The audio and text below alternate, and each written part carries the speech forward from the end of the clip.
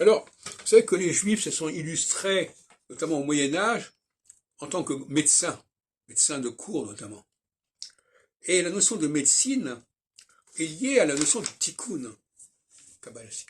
Le médecin, c'est celui qui corrige, qui rétablit les choses. On parle d'ailleurs de médecin du corps, mais aussi de médecine des âmes. Freud est un médecin des âmes, quelque part. On peut parler aussi d'un médecin de la société. Marx est un médecin de la société.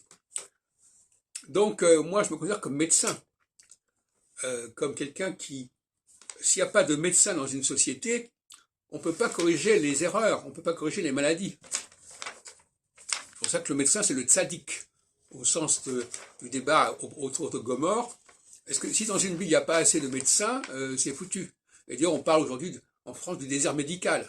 Quand il n'y a pas proportion de médecins suffisamment grande, c'est comme s'il n'y avait pas assez de tzaddikim dans une ville. À condition de prendre le mot médecin dans un sens très large, c'est-à-dire celui qui est capable de guérir les maladies du corps, mais aussi les maladies de l'âme, les maladies des langues, les maladies des textes, etc., etc. Et ça, je crois que c'est vraiment, c'est la notion de refoua en hébreu, c'est vraiment le propre du juif. Le juif se caractérise comme étant le médecin, dans le sens que j'ai dit tout à l'heure. C'est le Rophé, qui a donné le prénom d'ailleurs à Raphaël, Raphi.